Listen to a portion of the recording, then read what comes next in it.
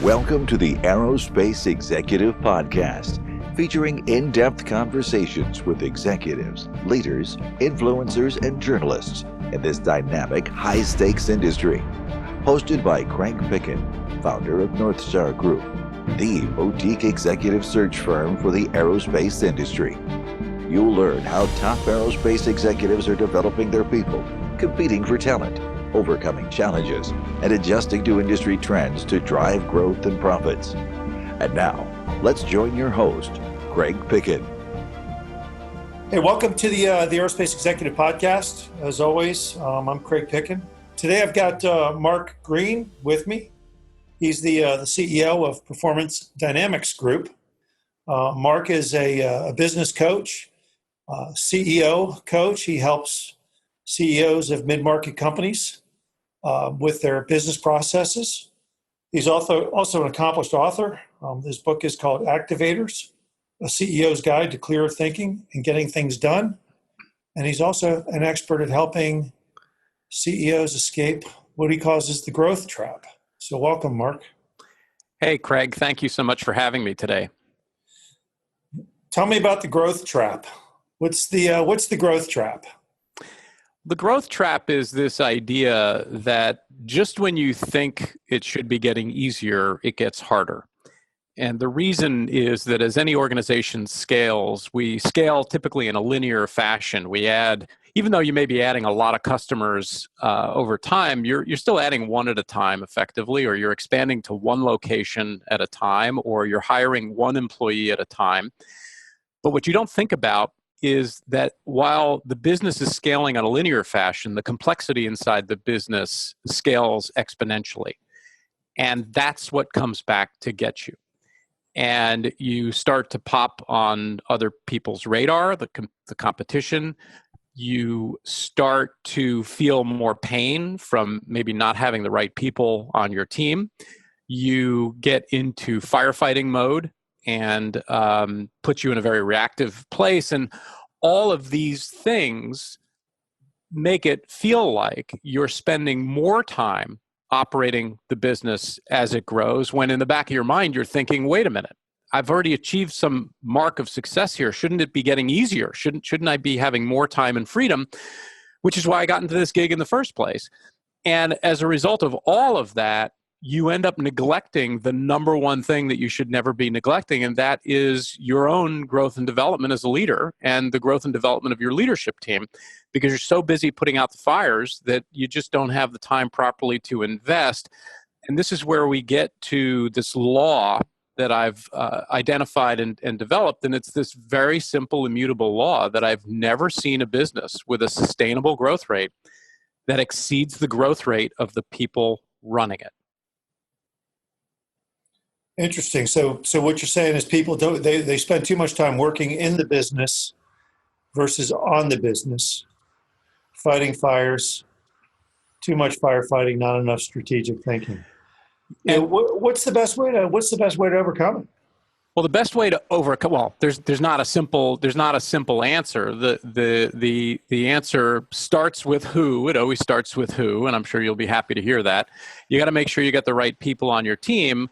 And then you got to make sure that as a leader, you're outside of your own head enough to be able to do the things you need to do to empower that team, give them the right direction, give them the right rules of engagement, and then actually set them free to do the things they need to do while you end up as a CEO or a leader free to do the things you need to do at a more strategic level to operate the business.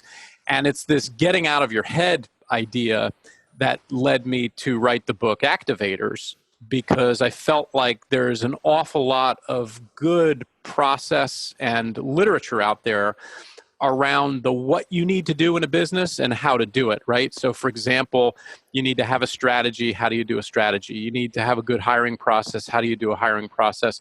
All those kinds of things. But what there's not a lot of out there is this idea of how do I get out of my own way as a leader? How do I change how I think so that I'm able to be optimally productive in executing these things that ostensibly I already know that I should be doing? Yeah, I work with a lot of smaller and mid-market companies. A lot of them are CEO founded, and inevitably, they're the ones that scare me the most.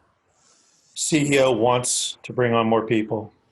He wants to take some of this work and get it off his hands. And inevitably, he goes out and hires a pretty good team of A-plus players and then refuses to let go of control. You see that a lot? I see it plenty. And that's part of the work that I do. It also replicates itself, by the way, further down the organization. So you can take an executive team reporting to a CEO where the CEO isn't very good at letting go. And in turn, those executives hire their teams and they're not good at letting go. And what you end up having is you have this group of maybe 6 or 8 people essentially making all of the decisions and doing all of the heavy lifting work for a company that might employ 50, 100, 250, 300 employees and have, multi-tens of millions of dollars in revenue. So let me ask you, let me flip the script a little bit here. If I am a COO candidate being interviewed by one of these CEOs, what are the questions I need to be asking? How do I know? Look, that's my biggest fear is I go into the company and, are you going to let me do what I need to do to get the job done? So it's a really great question, and it's a very interesting perspective, Craig. One of the things that I've learned, and frankly, full disclosure, I've learned it the hard way, because that's kind of sort of the way, is that an executive's coachability, their willingness to hear things that make them a little uncomfortable and to consider those things and to then actually work to act and improve on those things is a very, very important factor in leadership. And it's tied very closely to a leader's desire to learn. So it's like coachability and learner are these two attributes that are really, really important. And if I was a COO candidate sitting down with a CEO trying to figure this out and answer this question, I would be looking for evidence that the CEO is a learner and is coachable. And the reason is that if I know those two things, I have pretty good evidence as to those two things, then I know that even if the CEO is not great at letting go, I will have a platform to stand on to be able to help that person see it and change. And so it's almost from a generic point of view, I care more about coachability and learning than I do about this attribute of can they let go.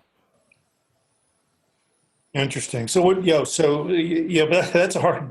that's a very hard question to ask during an interview. Hey, are you coachable?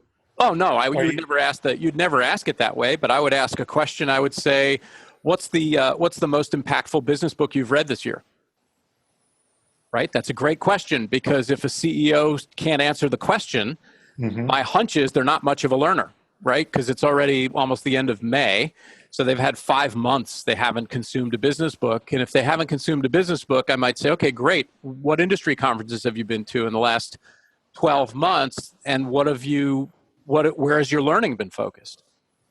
And again, right, those are legit questions. And then on the coachability side, I would ask, "Hey, have you ever worked with a coach? You ever had any experience working with a coach? Was it good? Was it bad? What did you learn? What worked out? What did you like about it? What did you hate about it?" And if you didn't have any experience with a coach, I might also ask a question like,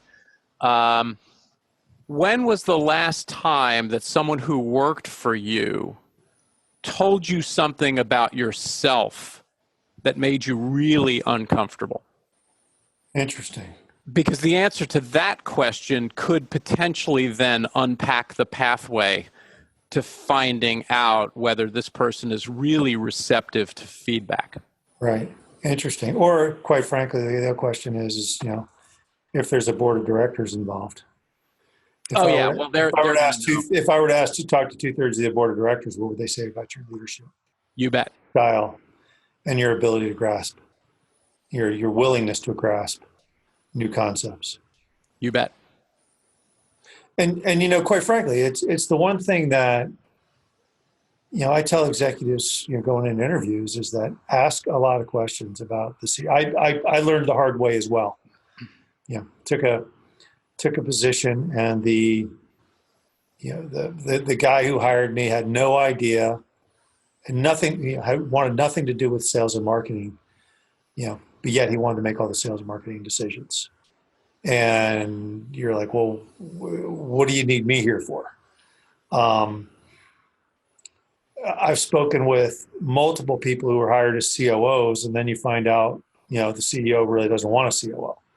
Well, why am I here?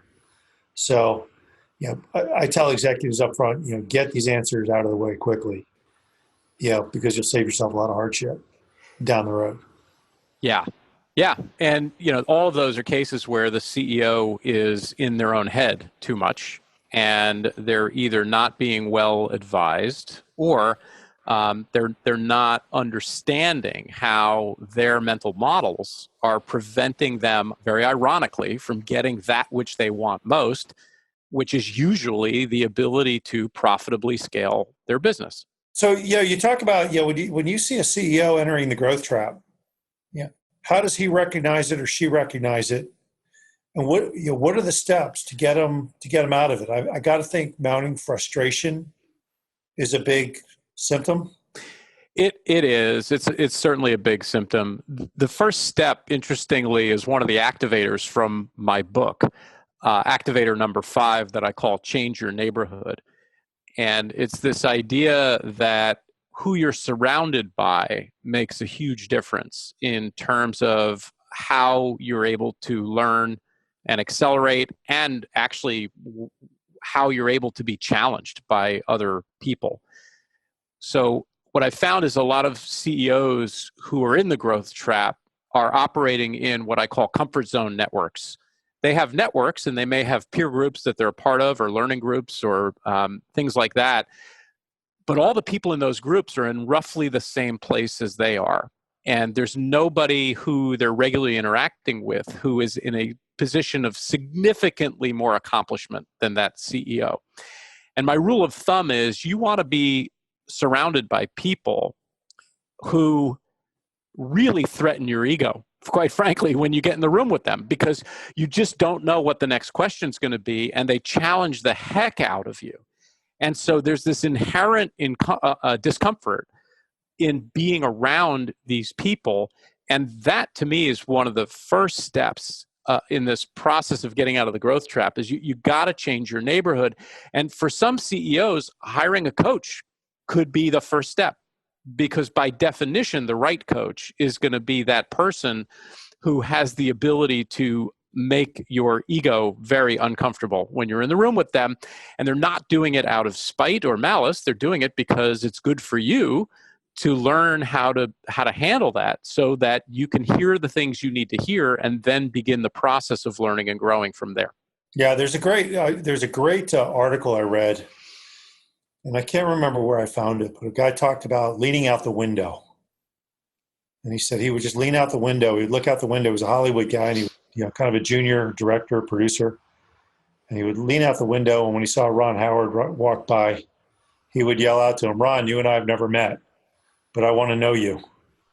And, sometimes the people would, walk on by and ignore him, and others would say, let's go get coffee. If you lean out the window and you sort of stretch yourself to meet new people, you never know what success you find. Yeah. And if you never ask, you stay right where you are. And as I look back on my own journey, I see so clearly that every time I ended up having a massive spurt of growth, it was in the shadow of having made the decision to change my neighborhood. Right. And I can draw a direct line to that. And I've seen the pattern so much. I mean, that's one of the reasons it made it in the book. And there's research behind it as well.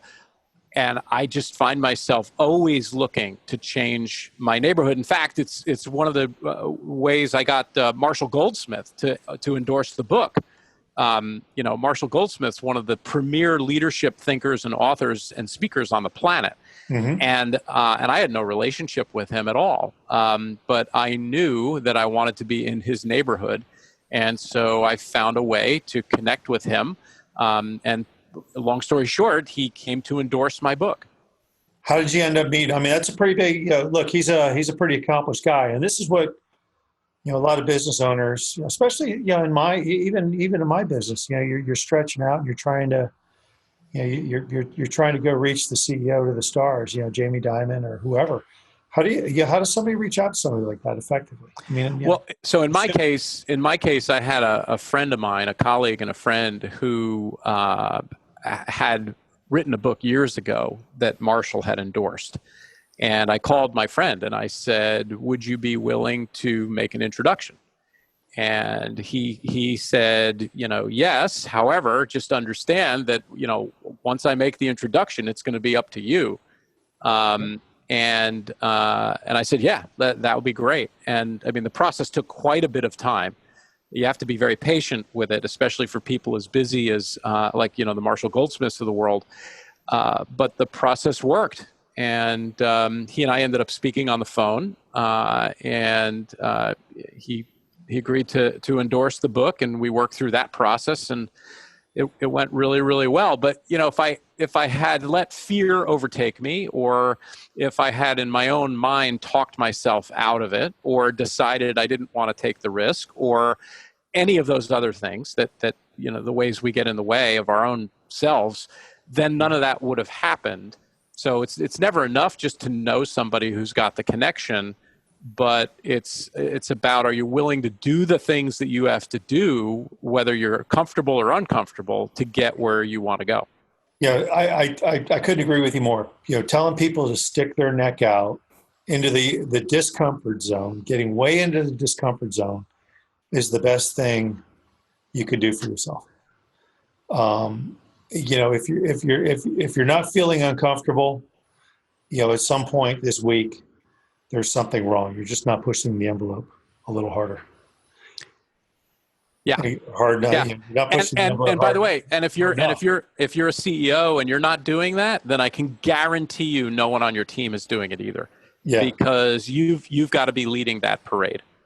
Yeah, if all you're doing is talking to your buddies who are going to tell you what you want to hear, you're lost and you're going to stay stuck, and it's not going to help. So, but you're coaching guys with big egos too. I mean, you get a CEO, maybe a founder who's multimillionaire, been very successful, or maybe somebody who's struggling along, but you're coaching big egos. How do you, what's the most effective way to coach somebody with a big ego? Shoot straight. It's actually really interesting. So the CEOs that I work with, yes, on the one hand, they have big egos. However, I've become very good, as I mentioned earlier, at screening them for coachability and being a learner. And that goes a long way to them being receptive to hear the things that I have to say to them. Where I find ego gets in the way more is the members of the executive team. I work with my coaching clients on a team basis. So I do some one-on-one with the CEO for sure, but by and large, I meet with the CEO and the executive team as a team. And they see me once a month, and that's the rhythm we have through the year as I work with them on the business. And it's the other egos that show up in the room that are frankly much more challenging than the CEO, because many of these folks were hired as professional managers with very accomplished careers who have created all kinds of success. And, here we are in this room now, and there's this guy, Mark, who's suggesting that I do something different than I've done in the past. And that tends to be a little bit more of a challenge. And that's one of the reasons why I screen my CEOs very carefully, because they need to be prepared to stand up and say, hey, look, this is what we're doing, and I need you on board.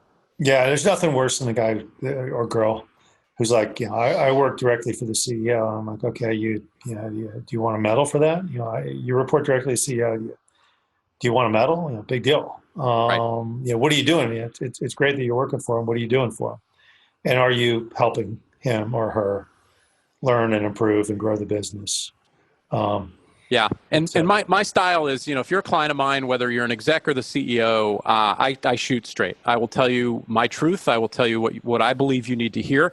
And if you can't handle that, or if for some reason it's not the right fit because of my style or whatever, then okay, we're not the right fit. But that doesn't mean that I'm going to change my style. So I'm not able to effectively do business with soft, fluffy snowflakes. I'm able to do business with people who have an ability to accept someone else's truth and take it in and really consider it because they know it's being offered in their interest. I went to a conference last week. It was a peer conference, and my first time at this one. And you think you're good until you go to some of these things, and then you're completely humbled. And I tucked my tail between my legs. I was like, wow, okay, I'm humbled. Isn't that the best? Isn't that the best? Because you inevitably then learn, because it's the humbling that opens up your ears and opens up your brain to the things that are being said. And you realize, like, wow, there actually is a different way here, or some other way I can think about this or execute this or do this, or here's a person that ostensibly is running the same business as me, but they're at 3x the level of performance, and yet it all looks the same. Therefore, there's got to be things that I don't know that I should know, or that I should be doing that I'm not. Right. And inevitably, it's interesting. Inevitably they ask one question. I think the most uncomfortable question anybody can ask you, and they hear you're doing something stupid, and they say, why? Why are you doing that? Yeah. And you're like, I don't know. So that's the quintessential new neighborhood feeling, right? Because your ego is at risk in that moment. Mm-hmm. And if we as leaders learn to embrace that actually deliberately putting ourselves in a position where that discomfort occurs on a regular basis, it's the best thing you can do. Yeah.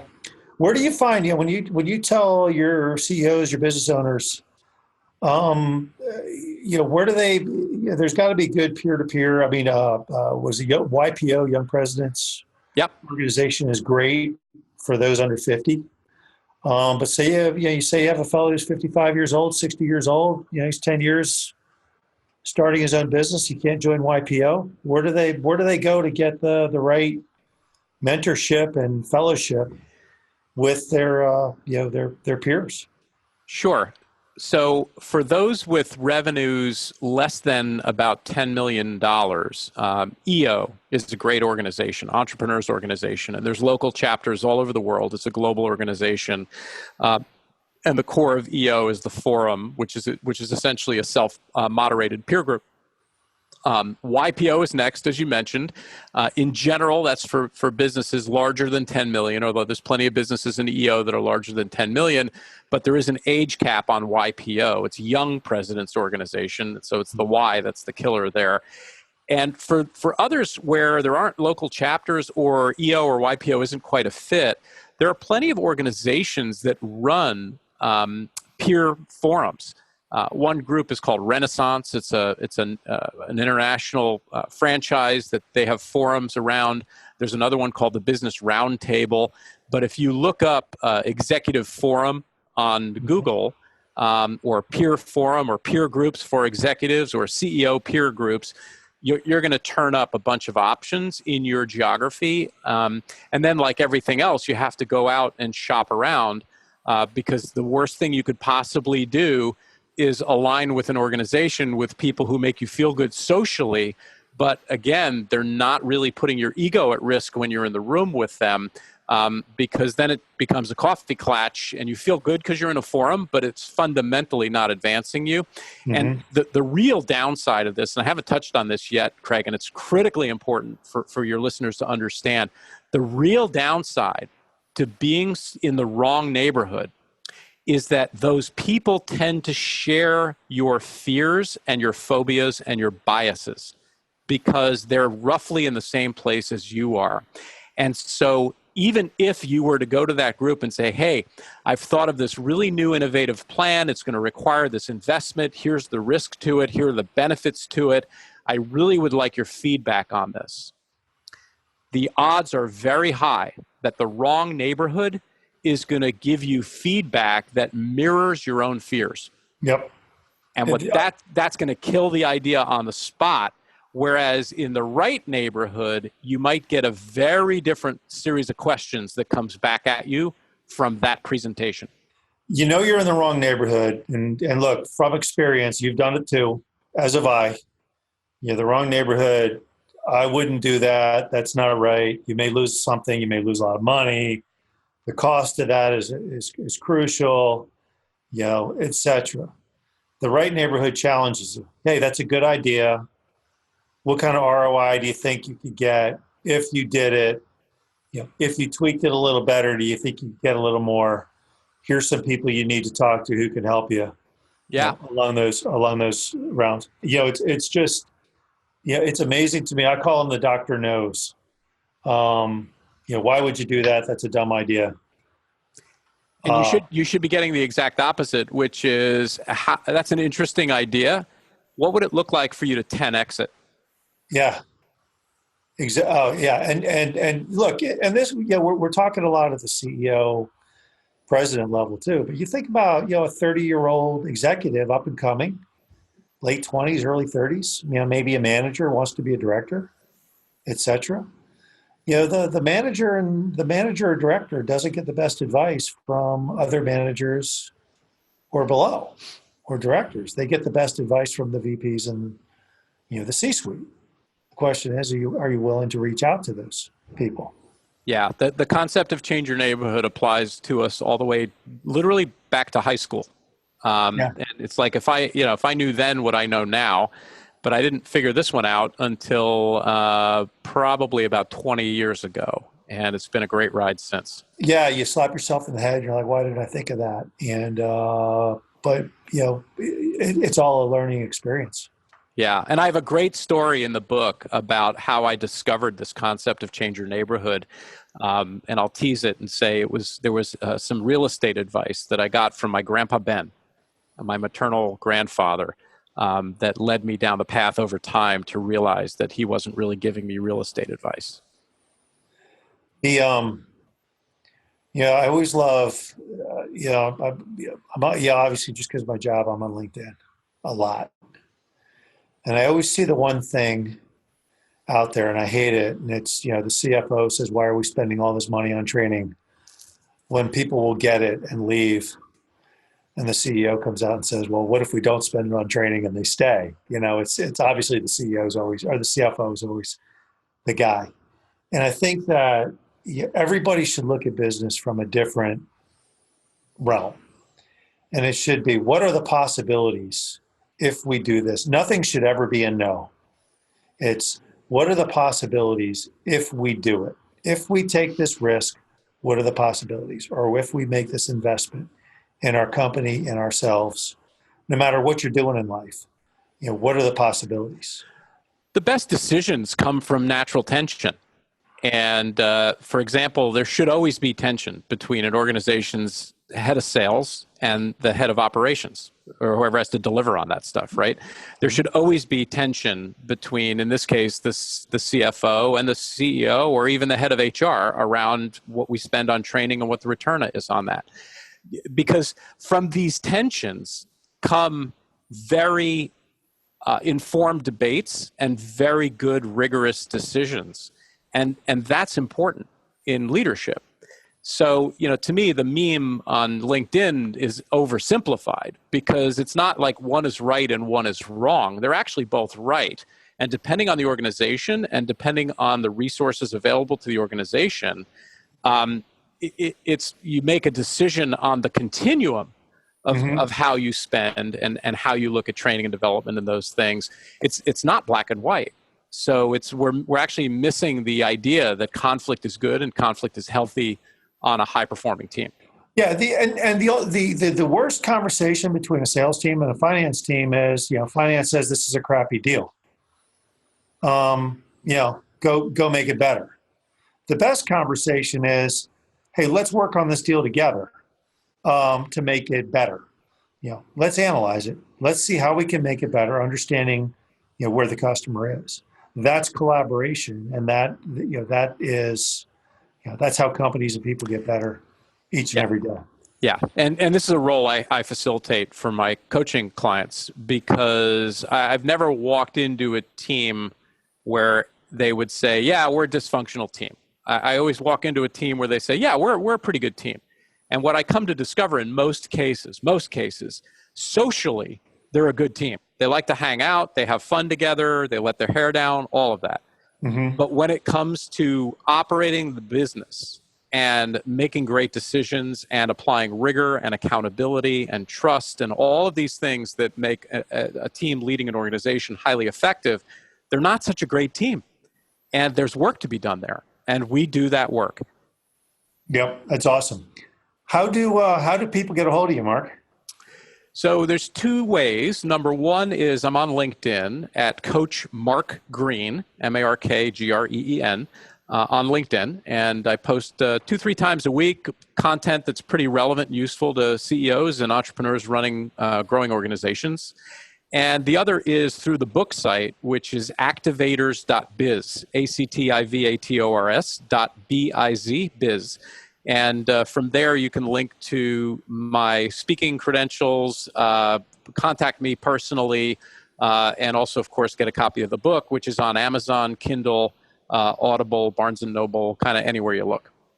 Awesome. You going to come back on? Will you come back on? You going to write it? You got another book in the works somewhere out there?